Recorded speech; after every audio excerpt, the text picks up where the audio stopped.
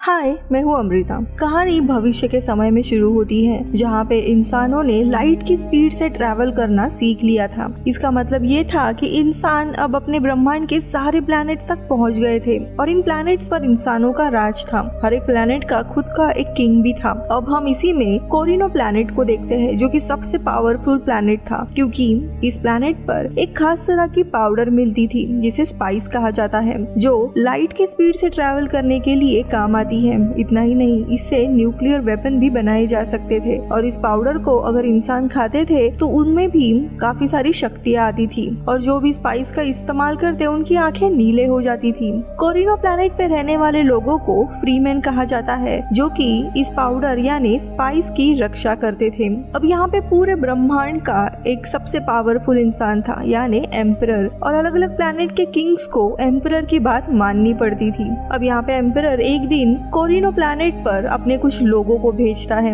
Spice की mining करने के लिए। अब एम्परर के लोग यहाँ पे माइनिंग करना शुरू करते हैं। यहाँ पे माइनिंग का काम एम्परर ने बेरॉन नाम के एक आदमी को दिया था, जो कि दरअसल दूसरे प्लैनेट का राजा था। लेकिन फ्रीमैन नहीं चाहते थे कि कोई बाहर का आके यहाँ पे माइनिंग करे, इसीलिए वो बेरॉन के पास जाकर उसे यहाँ से जाने के लिए कहते हैं और बेरॉन ना चाहते हुए भी यहाँ से चला जाता है। तो वही दूसरी जगह पे हम पॉल नाम के एक लड़के को देखते हैं। पॉल इस प्लैनेट के किंग का बेटा होता है। यहाँ पे पॉल की माँ यानी क्वीन भी काफी पावरफुल औरत थी, जिसके पास अलग अलग शक्तियाँ थी और वो पॉल को भी ये सारी शक्तियाँ सिखा रही होती है। एक दिन पॉल अपने माँ को बताता है कि उसे अक्सर एक लड़की का सपना आता है जिसकी आंखें नीली है। अब इसी दरम्यान पॉल के पिता यानी किंग से मिलने के लिए एक दूसरा राजा आता है और वो उनसे कहता है कि एम्परर के कहने पर आपको अभी स्पाइस की माइनिंग करनी है। अब ना चाहते हुए भी पॉल के पिता को ये बात माननी पड़ती है, क्योंकि वो एम्परर का ऑर्डर था। वही दूसरी जगह पे हम पॉल को अपने एक दूसरे योद्धा दोस्त के साथ देखते हैं ट्रेनिंग लेते वक्त, जो कि काफी अच्छे दोस्त होते हैं। यहाँ पे पॉल अपने योद्धा दोस्त को बताता है कि मैंने एक सपना देखा था जिसमें तुम्हारी मौत हुई थी, लेकिन उसका दोस्त इस बात पर ज्यादा ध्यान नहीं देता। अब इसके बाद पॉल अपने पिता के पास जाता है और उसके पिता उसे बताते हैं कि एम्परर के ऑर्डर के अनुसार हमें अब दूसरे प्लैनेट पे जाकर स्पाइस की माइनिंग करनी है। दरअसल ये एम्परर की एक चाल है। वो चाहते हैं कि हम वहाँ पर जाएं और हमारी वहाँ के लोगों के साथ लड़ाई हो जो पहले से ही वहाँ पर माइनिंग कर रहे हैं। इससे हम और उस प्लैनेट के लोग दोनों भी कमजोर होंगे और स्पाइस पर पूरा कब्जा एम्परर का होगा। लेकिन अगर हम उस प्लैनेट पर गए तो फ्रीमैन हमें मार सकते हैं। फ्रीमैन यानी वही लोग जो स्पाइस की रक्षा करते थे। अब पॉल अपने पिता से कहता है कि मैं उस प्लैनेट पर जाकर फ्रीमैन लोगों से दोस्ती करना चाहता हूँ ताकि जरूरत पर वो हमारी मदद कर सके। दरअसल इस बात का संदेश लेकर पॉल ने अपने दोस्त जो योद्धा था उसे उस प्लैनेट पर ऑलरेडी भेजा था।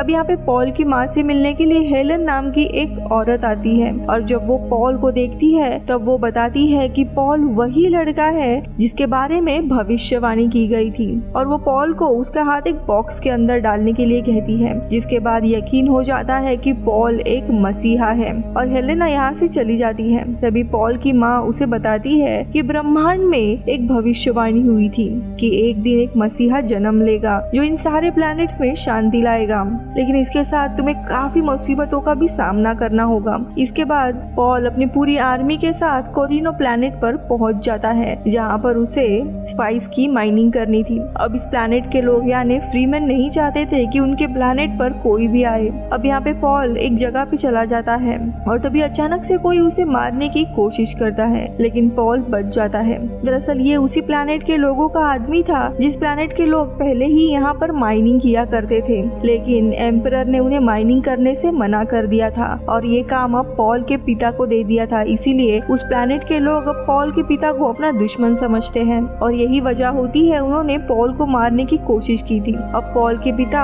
इस प्लैनेट पे रहने वाले फ्रीमैन के लीडर के पास जाते हैं और उसे कहते हैं कि हम लोग यहाँ पे तुम्हारी रक्षा करेंगे, तुम्हें कोई भी दूसरे प्लैनेट का आदमी आकर तुम पे हमला नहीं करेगा, और दोस्ती का हाथ आगे करते हैं। लेकिन फ्रीमैन का लीडर इस प्रस्ताव को ठुकराता है क्योंकि उन्हें बाहर के प्लैनेट का कोई भी इंसान उनके प्लैनेट पर नहीं चाहिए था। अब अगले दिन पॉल, उसके पिता और कुछ आर्मी माइनिंग के लोकेशन पे चली जाती है, जहाँ पे काफी बड़ी बड़ी मशीन्स थी जो जमीन के नीचे से स्पाइस निकाल रहे थे। लेकिन तभी हम यहाँ पे सैंडवर्म यानी एक बहुत ही बड़ा क्रीचर उनकी तरफ आते हुए देखते हैं। वो क्रीचर इतना बड़ा होता है कि इनके पूरे मशीन को निगल लेता था और वो सैंडवर्म इन्हीं की तरफ इन पे हमला करने के लिए आता है। इसीलिए वहाँ पर एक ड्रोन को बुलाते हैं जो माइनिंग मशीन को उठाकर दूसरी जगह पे लेके जाएगा, लेकिन तभी ड्रोन का एक केबल टूट जाता है जिस वजह से मशीन नहीं उठा पाते।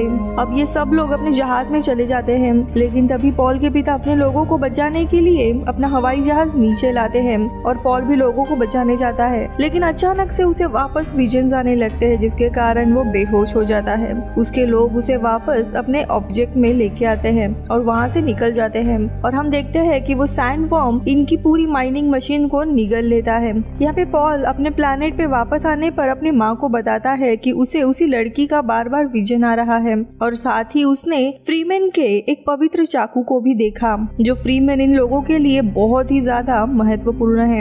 इतना ही नहीं, उसने अपने होने वाली छोटी बहन को भी देखा जो अभी तक इस दुनिया में पैदा ही नहीं हुई है। अब यहाँ पर डॉक्टर आते हैं जो पॉल और उसके पिता को नींद आने की दवाई देते हैं क्योंकि दोनों भी काफी घायल हुए थे और पॉल के पिता जब रात को सो रहे होते हैं उन्हें हलचल की आवाज सुनाई देती है जिससे उनकी आंख खुल जाती है। तभी उन्हें पता चलता है उनके एक दासी ने उनके दूसरे आदमी को मार दिया है और इससे पहले उन्हें कुछ समझ पाए एक सुई आकर उनके शरीर को लगती है जिससे वो बेहोश होना शुरू हो जाते हैं और तभी उनका डॉक्टर उनके पास आता है और यहाँ पे हमें पता चलता है दरअसल ये डॉक्टर बेरॉन से मिला हुआ है और उनके कहने पर उसने राजा को बेहोश कर दिया था। बेरॉन उस प्लैनेट का दरअसल लीडर था जो प्लैनेट यहाँ पर पहले माइनिंग करता था। अब डॉक्टर पॉल के पिता को बताते हैं कि बेरॉन के कब्जे में मेरी पत्नी है, इसीलिए मुझे आपको बेहोश करना पड़ा था। फिर वो पॉल के पिता को एक नकली दांत लगाते हैं और कहते हैं जब बेरॉन आपके सामने आएगा तब इसे दबा देना, इससे एक जहरीली गैस निकलेगी जिससे उसकी मौत हो जाएगी।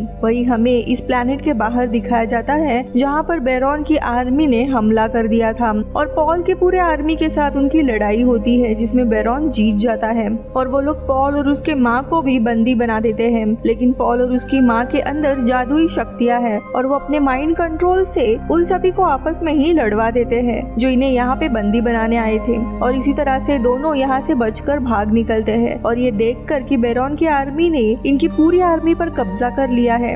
वही बेरॉन को दिखाया जाता है जिसके पास डॉक्टर आता है। वो बेरॉन से कहता है मैंने राजा यानी पॉल के पिता को बेहोश कर दिया है, अब आप मेरे पत्नी को छोड़ दो। लेकिन बेरॉन उस डॉक्टर को मार देता है और इसके बाद बेरॉन चला जाता है पॉल के पिता के पास और जब उसके पिता के पास जाता है तभी उसके पिता उसी नकली दांत को दबाते हैं जिसे डॉक्टर ने उनके मुंह में फिट किया था और जैसे ही दबाने पर जहरीली गैस निकलती है जिससे बेरॉन और उसके साथियों के शरीर के अंदर वही गैस चली जाती है और देखते ही देखते यहाँ पे बेरॉन के सारे जो मेंबर्स होते हैं वो मारे जाते हैं। लेकिन बेरॉन किसी तरह से बच निकलता है। लेकिन यहाँ पे राजा यानी पॉल के पिता भी मारे जाते हैं। यहाँ पे पॉल को अपने पिता के जाने के बारे में पता चल जाता है और तभी पॉल को वापस से विजन आते हैं और वो विजन में उसी लड़की को देखता है जो बार बार उसके सपनों में आया करती है। उस विजन में पॉल उस लड़की के मदद से एक युद्ध कर रहा होता है और ये युद्ध एम्परर के खिलाफ होता है। पॉल यहाँ पर समझ जाता है कि शायद आने वाले समय में एम्परर के खिलाफ उसे लड़ना होगा और अब वो अपनी माँ के साथ एक दूसरी जगह पर पहुँच जाता है जहाँ उसे वही अपना वॉरियर दोस्त मिलता है जिसके बारे में उसने सपना देखा था कि वो इस प्लैनेट पे मारा जाएगा। वो योद्धा दोस्त उसे कहता है क्राइंस अब हमारे साथ हैं। क्राइंस यानी फ्रीमैन की लीडर और ये लोग मिलके उसके लोकेशन पे आते हैं। वो यहाँ पर पॉल और सबको बताती है सबसे पहले इस प्लैनेट को रहने लायक बनाया जा रहा था जिसके लिए बहुत सारे एक्सपेरिमेंट किए जा रहे थे। लेकिन इन्हीं एक्सपेरिमेंट के दौरान यहाँ पर स्पाइस यानी उस पाउडर की खोज हुई थी जिसके बाद लोगों ने प्लैनेट पर काम करना बंद कर दिया और सिर्फ यहाँ पर स्पाइस की माइनिंग ही होने लगी। पॉल इन्हें बताता है कि मेरे पिता हमेशा से इस प्लैनेट के लोगों के साथ मिलकर रहना चाहते थे और अगर फ्रीमैन उसका साथ दे तो वो उनकी आर्मी बनाकर बेरॉन से वो लड़ेगा और जब मेरी आर्मी और भी बड़ी होगी तब मैं एम्परर के खिलाफ युद्ध का ऐलान करूंगा। और अब यहाँ पर बेरॉन की सेना से कुछ लोग आते हैं जो इनके ऊपर हमला कर देते हैं। पॉल के साथ उसका वॉरियर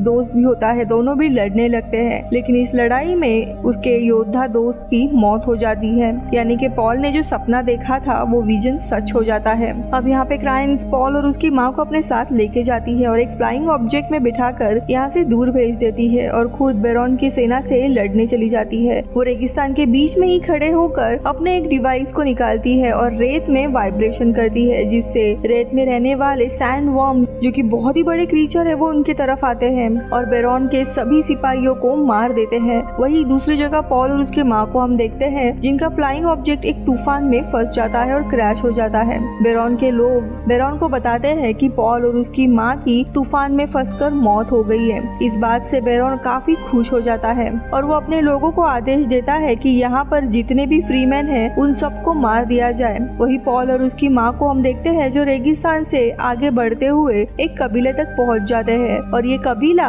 उसी नीली आंखों वाली लड़की का होता है जो पॉल को बार बार विजन्स में दिखाई देती थी, लेकिन पॉल उसे मिलकर कुछ भी बताता नहीं है। यहाँ पर पॉल एक मसीहा है, ये बात हर जगह पे पहुँच गई थी और इस कबीले के लोग भी उसे मसीहा समझ रहे थे और जैसे ही भविष्यवाणी हुई थी और इसीलिए पॉल को अपने साथ मिलाने के लिए राजी हो जाते हैं। लेकिन इसी कबीले में एक योद्धा होता है जिसे विश्वास नहीं होता कि पॉल एक मसीहा है। वो कहता है कि अगर सच में ये मसीहा है तो मुझे इससे लड़ना होगा और अब पॉल और उसके बीच में लड़ाई शुरू होने वाली होती है कि तभी वही नीले आंखों वाली लड़की आकर उसे वही चाकू देती है जो उनका पवित्र चाकू था और इसे भी पॉल ने अपने सपनों में देखा था। हालांकि ये लड़की भी पॉल को मसीहा नहीं समझ रही थी और इससे पहले कि पॉल उस योद्धा से लड़े उसको और एक विजन आता है जिसमें उसे एक आवाज सुनाई देती है जो आवाज पॉल से कहती है कि अगर तुम्हें मसीहा बनना है तो तुम्हें अपने अंदर के इंसान को बदलना होगा।